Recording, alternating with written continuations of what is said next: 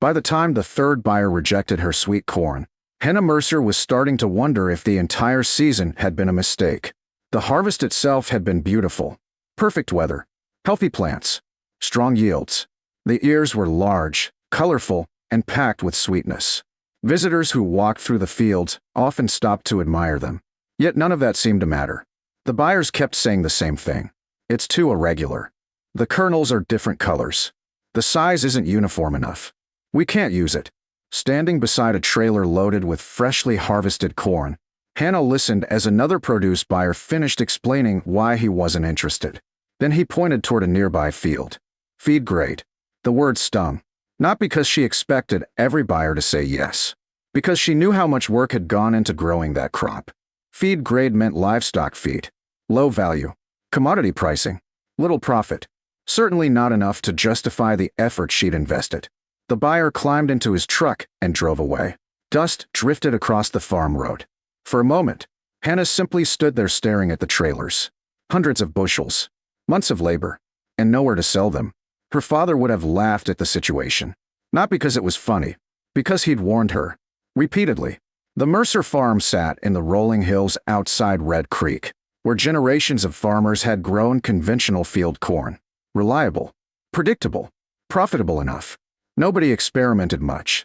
Especially not with specialty varieties. But after inheriting the farm at 33, Hannah had become increasingly frustrated. Every year felt identical. Plant. Grow. Harvest. Hope commodity prices cooperated. Usually they didn't. Margins became thinner. Expenses became larger. The farm survived, but barely. One winter evening, Hannah started researching heritage sweet corn varieties. What she discovered fascinated her. Many older strains contained flavor characteristics modern commercial hybrids lacked. Some produced remarkable sweetness. Others developed unusual color patterns. A few were prized for distinctive aromas. The problem was consistency. Modern grocery chains demanded uniform appearance. Heritage varieties often refused to cooperate. Most large buyers avoided them entirely. Which was exactly why Hannah became interested. If everyone else ignored them, perhaps an opportunity existed. So she devoted 20 acres to experimentation. Neighbors thought she was crazy. The colorful corn looked strange compared to surrounding fields. Rows contained golden kernels. Cream-colored kernels. Occasional red streaks. No two sections appeared identical. People stopped along the road just to stare. At the diner, farmers joked that Hannah had accidentally planted 3 different crops. One neighbor asked if she planned to decorate with it. Another suggested she'd confused sweet corn with birdseed. Hannah laughed along.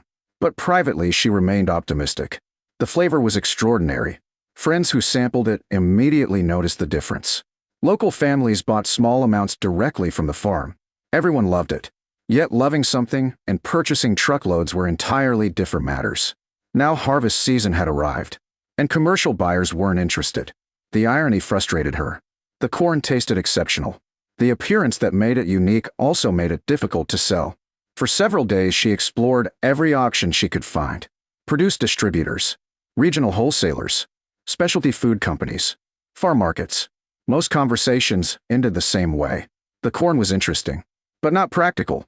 By the end of the week, anxiety began replacing optimism. Harvest windows didn't last forever. Corn couldn't sit indefinitely. Eventually decisions would have to be made. One evening, while sorting paperwork at the kitchen table, Hannah received a phone call. The caller introduced himself as Noah Bishop. The name meant nothing to her. At first. Then he mentioned his company, Bishop Hollow Distilling. Hannah immediately recognized it. The small distillery had developed a strong reputation throughout the region.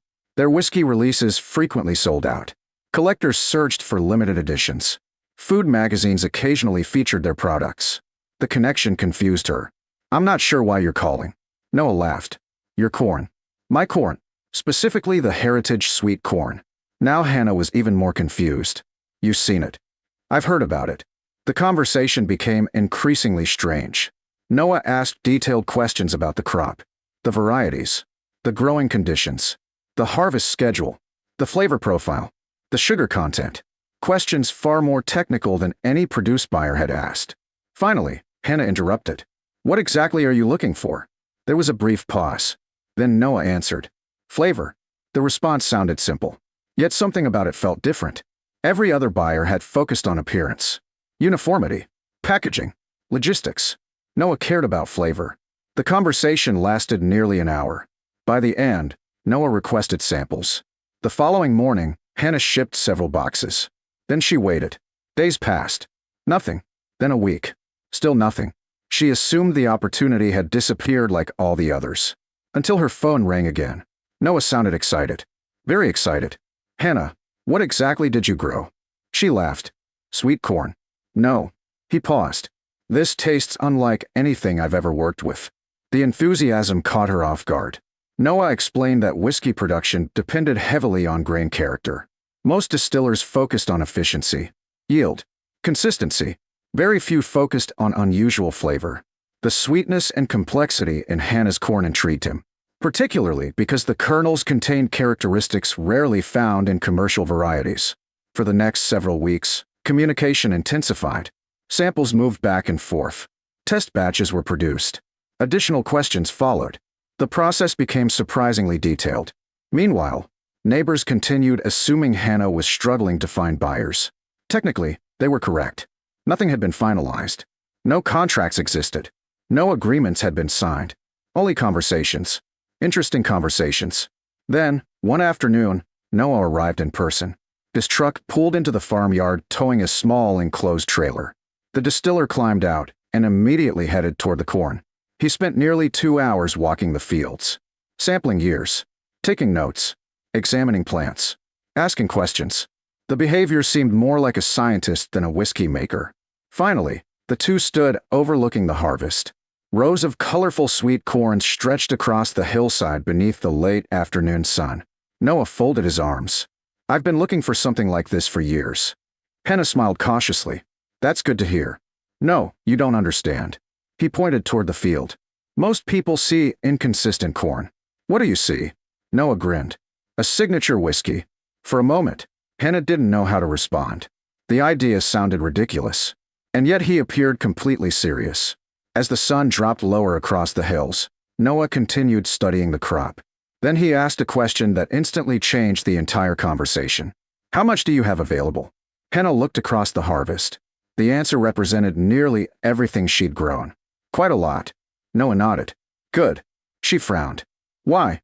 The distiller smiled. "Because I don't want a few truckloads." He looked back at the fields one final time.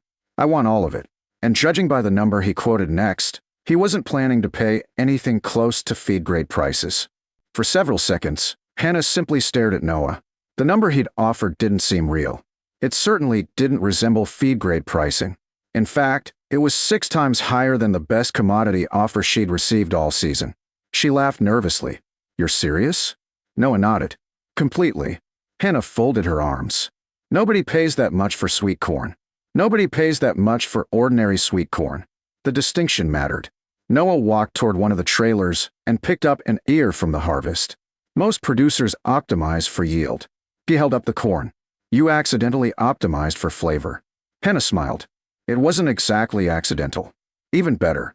The two spent the next several hours discussing logistics, volumes, harvest schedules, storage, transportation, processing timelines. The more details they covered, the more obvious it became that Noah wasn't making an emotional decision. He had run the numbers carefully. His distillery planned to build an entire limited whiskey release around the corn. Not blend it, not dilute it, feature it. That distinction explained everything. By sunset, they had reached a formal agreement. Noah would purchase the entire harvest. Every trailer, every bushel, every year. When the paperwork was finally signed, Hannah sat quietly at the kitchen table. Months of uncertainty disappeared in a single afternoon. The crop she had nearly written off as a costly experiment had suddenly become the most valuable harvest her farm had ever produced. The following week transformed the property. Trucks arrived daily. Workers loaded corn. Distillery staff documented shipments. Neighbors driving past slowed to watch. Many couldn't understand what was happening. A few stopped to ask questions. Others simply stared. The same colorful corn people had mocked all summer was now being loaded into commercial trailers under contract. Word spread quickly. Small towns rarely keep secrets. By the second week, everyone in Red Creek knew some whiskey maker had purchased Hannah's entire crop. The details became exaggerated with each retelling. Some claimed she had discovered a rare variety. Others insisted she possessed secret genetics. One rumor suggested the corn came from seeds imported from Europe. The truth was much simpler. The corn tasted exceptional. Someone finally valued that fact. Several months later, Noah invited Hannah to visit the distillery. The facility sat in a renovated brick warehouse beside a river several counties away. Copper stills gleamed beneath warm lighting. Barrels filled aging warehouses. The entire operation felt more like a craft workshop than a factory. Noah greeted her enthusiastically. "You picked a good day." "Why?" He smiled. "The first barrels are ready." For hours he walked her through the production process. The fermentation, the distillation, the aging strategy, the flavor development. Everything revolved around preserving the character of the corn. At one point, he handed her a tasting glass. The liquid inside glowed amber beneath the lights. Hannah hesitated. "I'm not exactly a whiskey expert." "You don't need to be." She took a small sip. The flavor surprised her. Rich sweetness, layers of caramel, hints of fruit, complexity she never expected. Most surprising of all, she could somehow recognize traces of the corn itself. Not literally, but something familiar remained. Noah watched her reaction. "You taste it?" She nodded. "I do." He smiled. "That's why I bought the harvest." The release launched the following autumn. Neither of them expected what happened next. The whiskey sold out almost immediately. Collectors lined up for bottles. Restaurants requested allocations. Specialty retailers asked for additional shipments. Demand overwhelmed supply. Industry reviewers praised the release. Food writers highlighted the unusual heritage corn. One publication called it one of the most distinctive craft whiskeys of the year. Then came the awards. Regional competitions first, then national ones. Several medals followed. The attention pushed demand even higher. Suddenly, people wanted to know where the corn came from. Noah made sure they knew. Every bottle included the story, the farm, the variety, the partnership. Most importantly, Hannah's name, Mercer Farm, printed directly on the label. The first time Hannah saw the finished packaging, she stared at it for several minutes. For years, her farm had existed anonymously within commodity markets. Now customers across the country were reading its story. The impact reached beyond a single harvest. The following year, Noah expanded his order, then expanded it again. Other distillers started calling. Food producers expressed interest. Specialty ingredient buyers began asking questions. The market Hannah had searched for finally existed. Not because she found a way to compete with conventional corn, because she stopped trying to. Instead of growing what everyone else grew, she focused on what made her crop different. That lesson changed the future of the farm. Over the next several years, Hannah expanded carefully.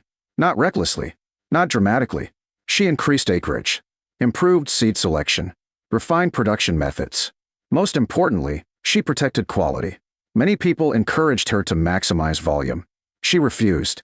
The flavor came first. Always. One afternoon, nearly 4 years after the original sale, Hannah attended a regional agricultural conference. A panel discussion focused on specialty crops. One speaker argued that farmers should avoid unusual varieties because buyers preferred consistency. The comment sounded familiar. After the session ended, a young farmer approached her. "I've got something unusual growing on my farm." Hannah smiled. "That's usually where the interesting opportunities are." The farmer laughed. "Everybody keeps telling me nobody will buy it." For a moment, Hannah remembered standing beside those trailers of rejected sweet corn. The buyer calling it feed grade. The uncertainty, the doubt. Then she smiled. "Maybe they're right." The young farmer looked disappointed. Then Hannah continued. "Or maybe you just haven't met the right buyer yet." Years earlier, Noah Bishop had looked at her harvest and seen something everyone else missed. Not because he was smarter, because he was looking for something different. Most buyers evaluated appearance. He evaluated flavor. Most buyers wanted uniformity. He wanted character. That difference changed everything. As the conference ended, Hannah stepped outside and looked across the surrounding farmland. Thousands of acres stretched toward the horizon. Every field contained possibilities. Some obvious, others hidden. The co-op buyers weren't wrong when they called her crop unusual. It was unusual. What they missed was that unusual doesn't automatically mean worthless. Sometimes unusual is exactly what creates value.